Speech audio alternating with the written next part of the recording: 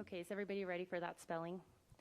FBI speaker is Special Agent in Charge Robert Bohls, R-O-B-E-R-T, last name B-O-H-L-S. And then for the Utah Department of Public Safety, we have Commissioner Beau Mason, B-E-A-U,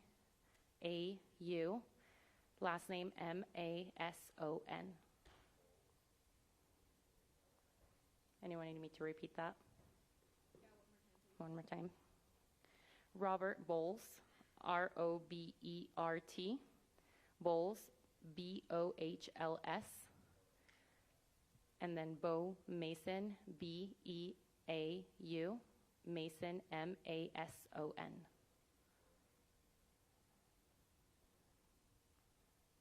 Everybody got that? Perfect. Hi everyone, my name is Hillary Kellner. I'm the Communications Director for the Utah Department of Public Safety. Today we will have two speakers, one representing the state of Utah and one representing our federal agencies. They will be providing some updates as well as a recap of what happened here at Utah Valley University yesterday. We will be able to take a couple of questions after they are done speaking, but it will be short in order to stay in tune with the president speaking at 9:45. So I'll go ahead and introduce Commissioner Beau Mason.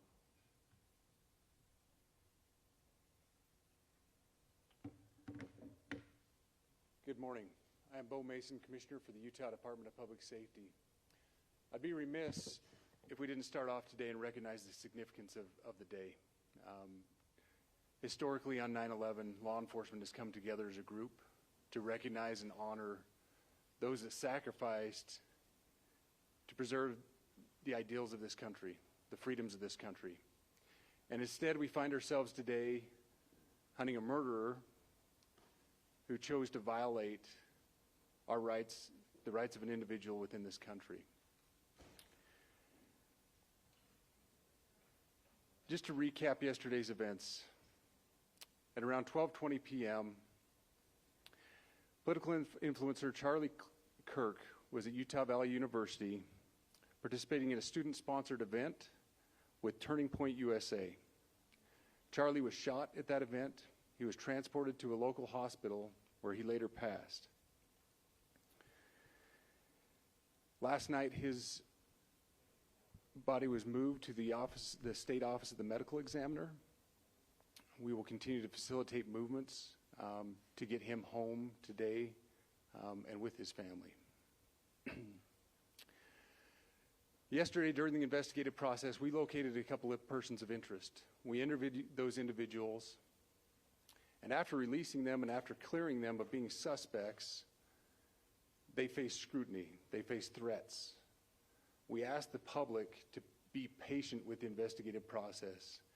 These individuals were not suspects, they were people of interest. We ask that you do not impose into those people and that investigative process. They don't deserve that harassment for being subject to that. I'd like to thank all the investigators that are involved in this. They have worked around the clock. All day yesterday, through the night last night, investigators from the State Bureau of Investigations, from county, from city agencies, the university, our federal partners with the FBI, the ATF, and many others. Those are just a few of the people that we have involved in this. I'd like to thank all of them for their strong work. Through all that work last night, we were able to make a few breakthroughs. We were able to track the movements of the shooter. Starting at 11:52 a.m., the subject arrived on campus, shortly away from campus. We have tracked his movements onto the campus, through the stairwells, up to the roof, across the roof to a shooting location.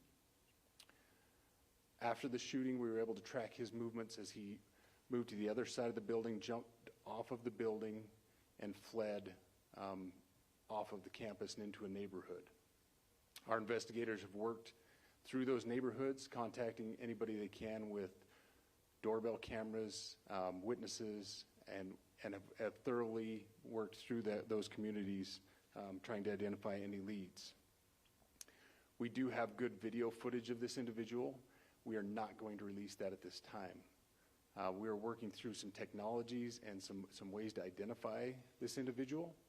If we are unsuccessful, we will reach out to you as the media and we will push that publicly to help us identify them. But we are confident in our abilities right now, and we would like to move forward in a manner that keeps everyone safe and moves this process appropriately. Last night I communicated with Erica. The family's devastated. As a commissioner of public safety, as a father, as a husband, I can only imagine what that family's going through. The heinous event that happened yesterday is not Utah. This is not what we're known for. Over the past several weeks, we've seen this state come together to help families in mourning, come together as a community to show what Utah is known for a state of character, of service, of camaraderie, of a neighboring feel. We will not stand for what happened yesterday. We are exhausting every lead. We have every officer invested in this, every investigator, every local agency. The outpouring of support from the law enforcement community has been astounding. We are investing everything we have into this, and we will catch this individual. Having walked through the crime scene, through the hallways of this school, through the classrooms, I can't imagine what the people on scene felt as well. A horrific event where some of them barricaded in classrooms, some of them ran in fear. Can't overstate the tragedy and the horrific event that yesterday was, and how we will work to bring to justice the actions of one individual or any other individuals that assisted in that. Our state has gone through a lot, and we will come out successful. With that, I'll turn the time over to Special Agent Bohls. Charge. Good morning. My name is Robert Bohls, and I am the Special Agent in charge of the Salt Lake Field Office. Following yesterday's tragic shooting of Charlie Kirk, FBI agents have been working around the clock in coordination with our law enforcement partners. We are and will continue to work nonstop until we find the person that has committed this heinous crime and find out why they did it. This morning I can tell you that we have recovered what we believe is the weapon that was used in yesterday's shooting. It is a high-powered bolt-action rifle. That rifle was recovered in a wooded area where the shooter had fled. So the FBI laboratory will be analyzing this weapon. Investigators have also collected footwear impression, a palm print, and forearm imprints for analysis. Now, I understand there are a lot of questions about motive. I assure you that all leads, tips are being fully investigated. As of this morning, we have received more than 130 tips. We thank the community for that. The FBI has brought every resource to bear, and we will continue to do so throughout the course of this investigation. The FBI's mission is to protect the American people. It's to uphold the Constitution of the United States. Any attack on the First Amendment is an attack on the very foundation of our democracy.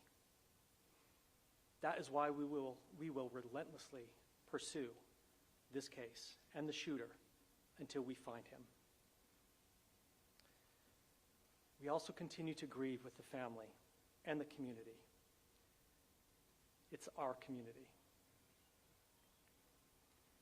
If you have any video or images from the shooting, we ask you to please submit them to our digital media tip website at www.fbi.gov/Utah Valley Shooting. You can also call the FBI at 1-800-CALL-FBI. We truly rely on the public's help in these types of cases, and no tip is too small or insignificant. Thank you.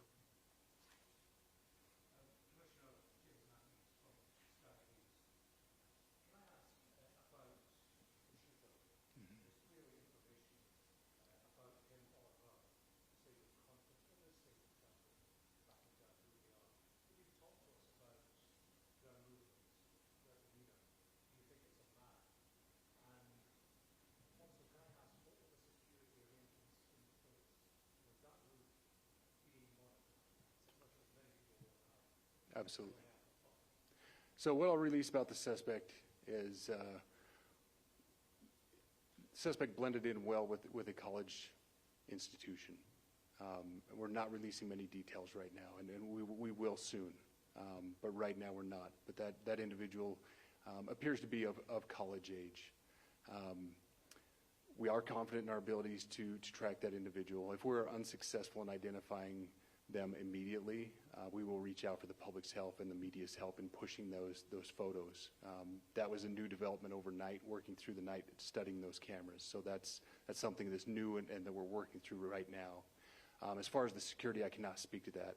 Neither the Department of Public Safety nor the Federal Bureau of Investigation was involved in the planning or security of this event, and that'll have to be a question later for other agencies.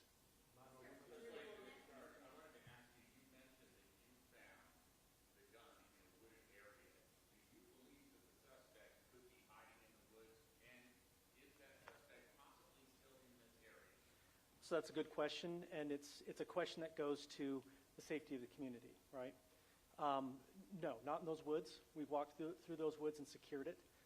As to the community, I can tell you that this was a targeted event. We don't believe that the community is at risk. However, we are exhausting every resource to find him, and we will do so.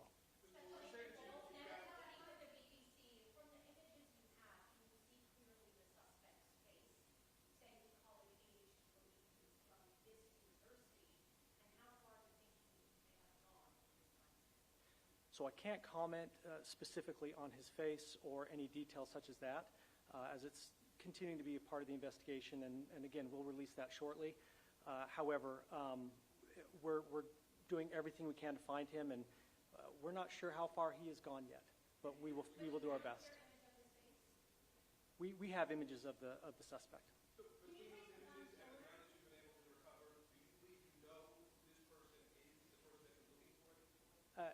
Again, as part of the investigation, we're not releasing any details such as that right now.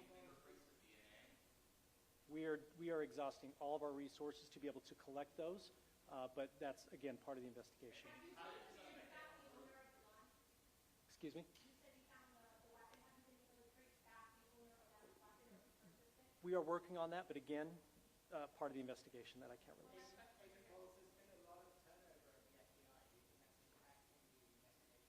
Not at all. We've got complete and total support from everyone, from the director on down, and it's been an incredible supportive environment so far.